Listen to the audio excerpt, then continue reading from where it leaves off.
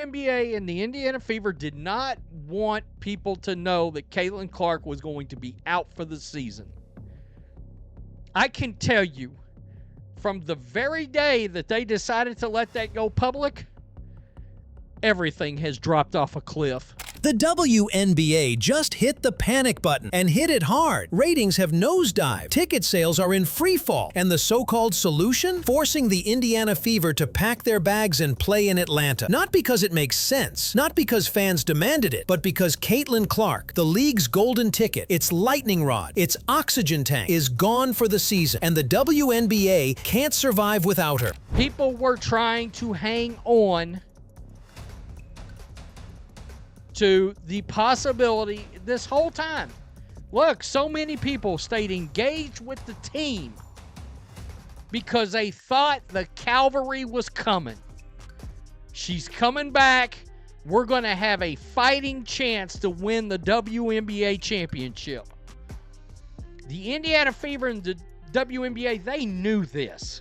Let's be real. The second her season-ending injury was made public, the illusion shattered. One week, arenas were electric. ESPN was bragging about record-breaking numbers, and Fever road games felt like Super Bowls. The next week, crickets, empty seats, TV ratings that would make late-night infomercials look like blockbusters. So here we are, a professional league pulling a desperation stunt, moving Indiana's games to a city that barely supports its own WNBA team. People felt like they were going to games thinking this team would have Caitlin Clark coming back to make a championship run. I mean, the perfect example, the game in Baltimore the other day with the Mystics. Nearly 3,000 fans decided not to show up, and they paid for the ticket. It's not strategy, it's damage control. The question is simple. Can this league even function without Caitlin Clark? Or is it all smoke, mirrors, and panic dialing? I want to hear from you. Do you think the WNBA would survive an entire season without Clark in the lineup? Drop your thoughts in the comments. And if you're tired of the spin and ready for the unfiltered truth about what's really happening, hit that like button, subscribe, and stay locked in. Because what's unraveling right now isn't just about one player. It's about the survival of the entire league. To understand how we got here, you've got to rewind just a few months. Back when Caitlin Clark was healthy, the WNBA was living in a dream world. Every Fever game was an event. Ticket prices skyrocketed. Fans were traveling across state lines just to catch a glimpse of her pulling logo threes and dropping dimes. ESPN plastered her face on every broadcast, every highlight reel, every push notification. For the first time in decades, the WNBA was dominating headlines, not as a charity case, but as must-see entertainment. But before Caitlin Clark's season-ending injury, WNBA tickets were averaging $89. The moment she went down, price crashed nearly 30%, plummeting to $62 a seat. That's kind of crazy. And there's a lot of reasons for this, but obviously the biggest reason is Caitlin Clark. Caitlin Clark literally being out, and again, she's only on one team, but a very big chunk of the total attendance in WNBA is from the Indiana Fever. Think about that. People had already paid, already had seats, and still said, forget it. Not worth it without Caitlin Clark. That's not bad luck. That's not a coincidence. That's betrayal. Fans were sold a product that no longer existed. They signed up for Caitlin Clark's WNBA, but what they got was a watered-down version with no refund policy. Let's strip away the PR spin and look at the cold, hard numbers. Before Clark's injury announcement, Fever tickets were averaging nearly $89 a seat. The moment the news went public, prices nosedived by almost 30%, landing around $62. That's not a dip, that's a collapse. And if you think ticket sales are the only problem, buckle up. Viewership tells the same ugly story. When Caitlin Clark faced off against Angel Reese in the Chicago Sky, the matchup drew 2.7 million viewers, more than some Major League Baseball games airing in primetime. But after Clark's injury, Fever versus Mystics scraped together just 270,000 viewers. Fever versus Lynx barely cleared a million. That's a tenfold collapse in audience interest. So yeah, a lot of teams, whether it be the Lynx opening the upper bowl, whether it be the Wings, the Dream, the Sky, all of these teams moving games. All of these teams are moving games for the Indiana Fever, regardless of who it is. They all have to sell those seats. And a lot of people don't want to go, and it's super cheap. Like, it's a lot easier to fill a 10,000 seat arena without Caitlin Clark than to fill 20,000. So you're going to have to find a way to do it anyway, which is what a lot of people are going to be doing, trying to sell tickets. The seats for the playoffs, I would say the Indiana Fever playoff seats would have been, honestly, like nearly $1,000 in.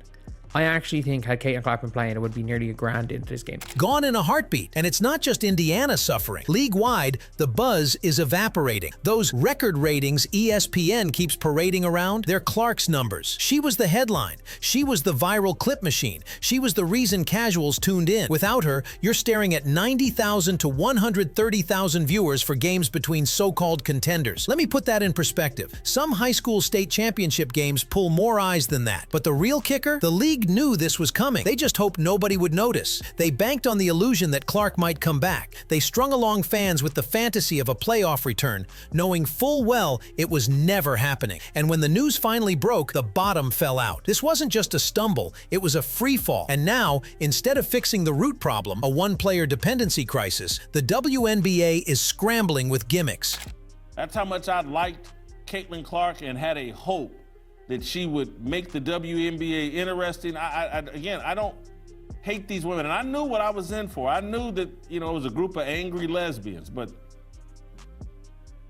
damn, much worse than I thought. That kind of visual tells the truth. Ratings might be spun, but empty arenas can't be hidden. So shuffle the deck chairs, swap the venue, and hope nobody notices that the product itself has collapsed without Clark. And here's where the contradictions get brutal. All summer long, the league chest thumped about record growth, about expanding beyond one player. Kathy Engelbert bet the house on the narrative that the WNBA was finally bigger than any single star. Except the second Clark went down, the mask slipped. Ticket sales tanked. Prices crashed. Even players themselves noticed the energy vanish. You can hear it on the floor. Without Clark, there's no buzz. Every dribble echoes. Every possession feels flat. It doesn't matter if it's Aja Wilson, Brianna Stewart, or Angel Reese. The casual fan just isn't tuning in, and the players know it. They're watching their checks get smaller in real time, and no amount of PR spin can cover that up. The league isn't fooling anyone. Moving Indiana games to Atlanta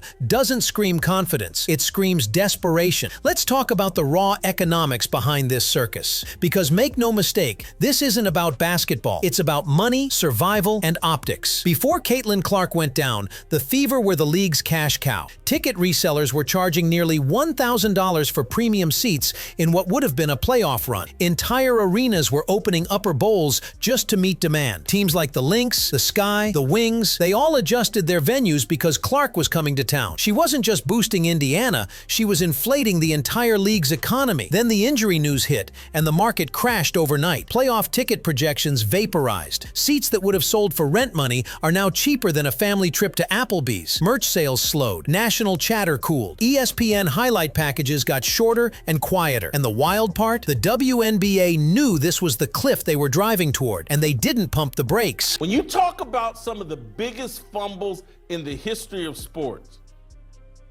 what transpired this year in the WNBA and with Caitlin Clark is the biggest fumble in the history of sports. This is the dependency crisis laid bare. Caitlin Clark isn't just a star. She's the oxygen tank. Without her, the WNBA is gasping for air. And instead of addressing that reality, the league is scrambling with gimmicks like the Atlanta move. This isn't just about the Indiana Fever. It's not even just about the WNBA. What's unraveling here is a story about how modern sports live and die on a single question. Do you have a superstar who transcends the game? The NBA had Jordan, then Kobe, then LeBron. The NFL has Mahomes right now. Serena carried tennis. Tiger carried golf. Every league that made the leap from niche to mainstream did it because one athlete grabbed culture by the throat and wouldn't let go. For the WNBA, that athlete is Caitlin Clark. And here's the uncomfortable truth. Without her, the WNBA slides right back into the shadows. Ratings prove it. Ticket sales prove it. Fan engagement proves it. Without Clark, the WNBA isn't in the same sentence as the NBA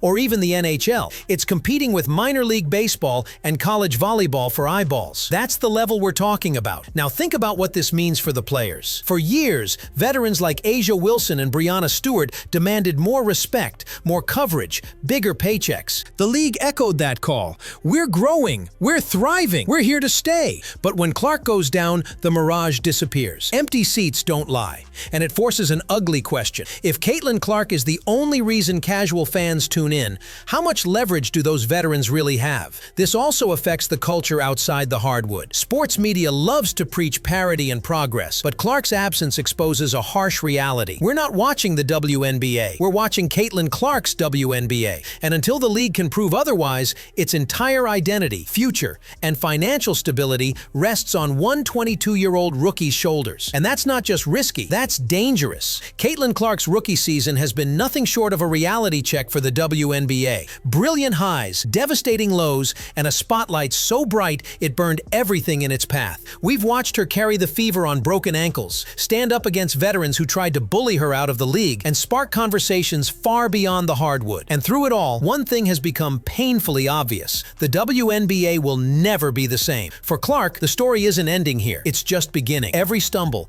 every flagrant foul, every viral highlight is just another line in the script of a player who was never supposed to blend in. She was meant to disrupt. She was meant to divide. She was meant to drag this league into uncomfortable conversations about fairness, about money, about respect. And like it or not, she's doing it. The Fever? They've been forced to confront their own identity crisis. Are they going to build around their superstar, or are they going to waste her prime years fumbling through mediocrity? The veterans of the league? They have to face the fact that Clark has rewritten the hierarchy, no matter how many hard fouls or cold shoulders they throw her way. And the fans, you, are left with the ultimate question. Is Caitlin Clark the savior of the WNBA, or the spark that will burn it all down before it can rebuild stronger?